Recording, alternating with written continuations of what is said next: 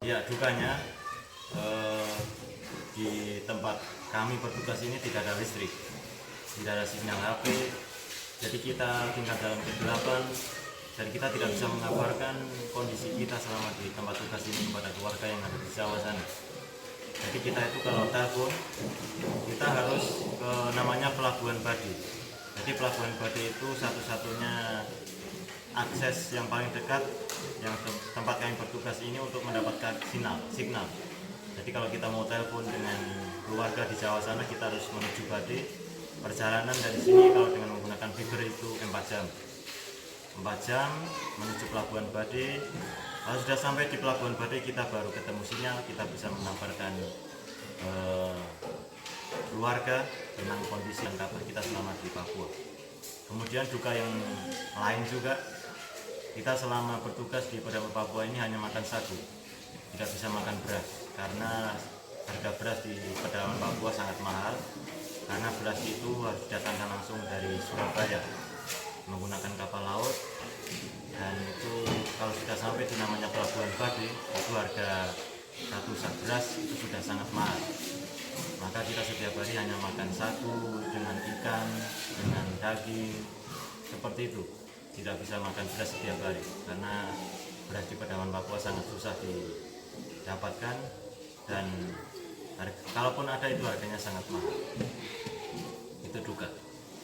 Kemudian yang berikut, keunikan dari Papua. Saya mau bertanya kepada Bapak Ibu Guru ini, menurut Bapak Ibu Guru ini keunikan apa yang ada di tanah Papua ini? Yang pertama dari Pak Guru Anggi. Baik, terima kasih atas waktu yang diberikan. Kalau ditanya keunikan, kami di Papua memang unik. Kenapa unik? Karena kami punya budaya, tradisi, cara hidup kami masih betul-betul kental. Kemudian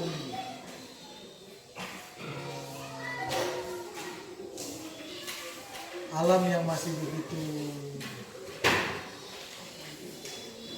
indah, kemudian mudah juga untuk kami gunakan kebutuhan-kebutuhan dalam keluarga, dalam rumah, itu mudah untuk kami ambil, untuk kita gunakan dalam kehidupan kita setiap hari di rumah. Contohnya seperti kayu, kita mau buat bangku, meja, itu tinggal ke hutan, jaraknya mungkin paling jauh 1 kilo, kita sudah ketemu kayu di sana. Ini yang masih ini yang kami punya. Itu saja yang boleh saya sampaikan. Selanjutnya saya berikan kesempatan kepada Pak David kembali. Ya, kalau dari Ibu Guru, keunikan apa yang ada di tanah Papua ini menurut Ibu Guru? Kalau dari saya yang saya lihat selama 2 tahun ini, keunikan yang ada di Papua ini memang dia punya alam itu memang masih dikatakan semua itu masih alami sekali, hanya terdapat di Papua sini. Kalau dari saya, uniknya tanah Papua itu adalah alamnya yang sangat luar biasa indah, dan kita selama di Papua ini melihat keunikan, keindahan alam yang tidak pernah saya lihat di tanah yang lain. Jadi orang bilang tanah Papua itu adalah tanah yang surga kecil yang jatuh ke bumi, itu memang betul. Jadi Papua ini sangat indah, mulai dari lautnya, mulai dari pantainya, mulai dari sungainya.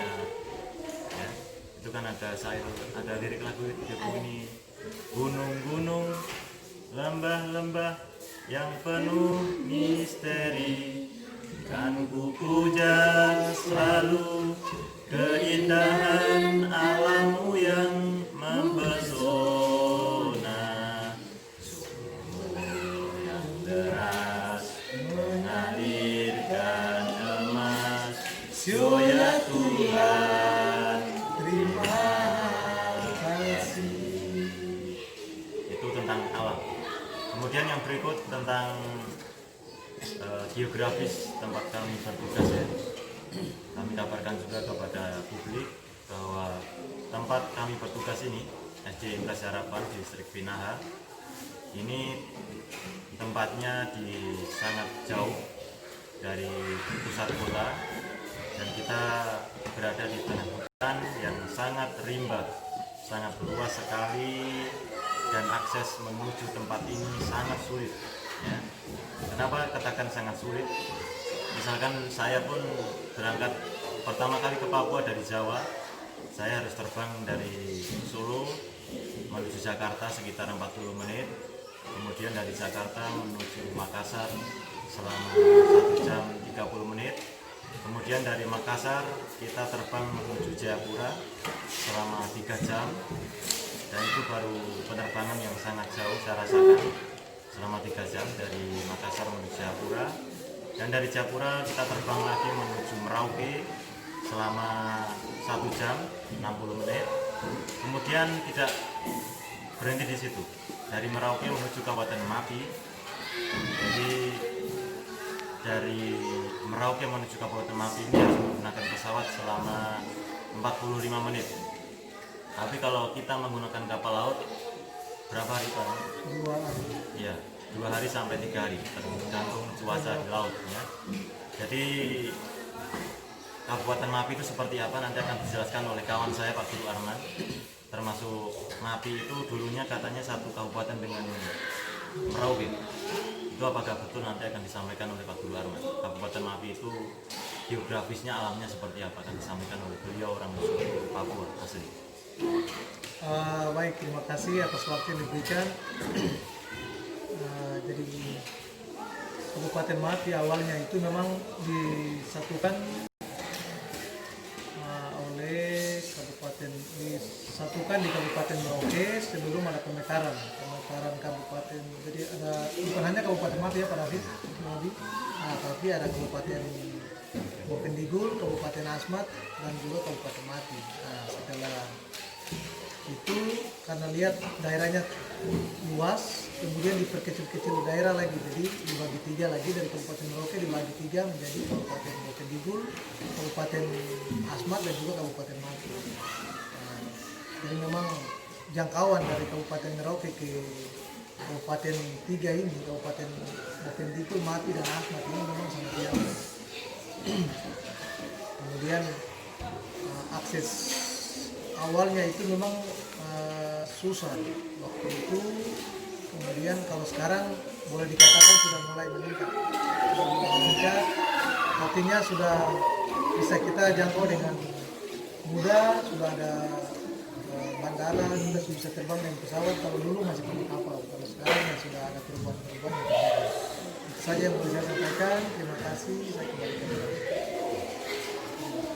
Pesan yang terakhir, pesan kepada publik dari guru yang bertugas di Perairan Papua ini apa saja?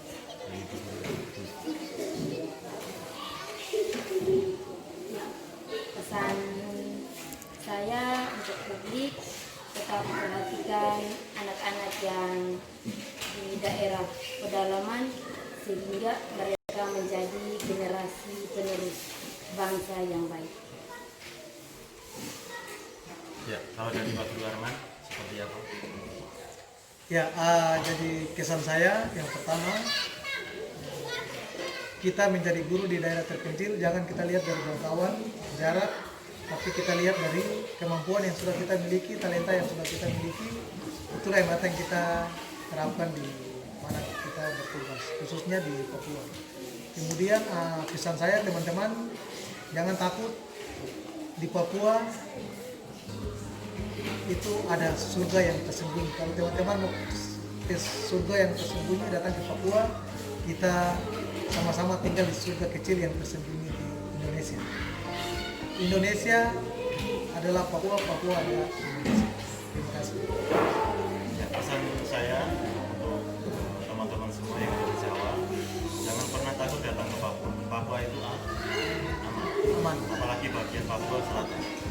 Memang tidak kita pungkiri juga beberapa bulan yang lalu ada beberapa konflik ada di tengah Papua, tapi bagian selatan ini tetap aman. Hanya Kabupaten Merauke dan Timika yang sedikit ada konflik, itu pun tidak lama. dan sudah redam dan sudah kondisi kondusif kembali. Jadi saya pesan kepada saudara-saudara saya yang ada di Jawa, jangan pernah takut datang ke Papua. Papua itu aman, Papua itu aman, Papua itu damai, Papua itu nyaman. Apalagi sudah saya tegaskan tadi, Papua bagian selatan sangat aman sekali. Jadi jangan pernah takut datang ke Papua. Papua masih hidup kita dan Papua bagian dari Indonesia. Terima kasih. Selamat pagi.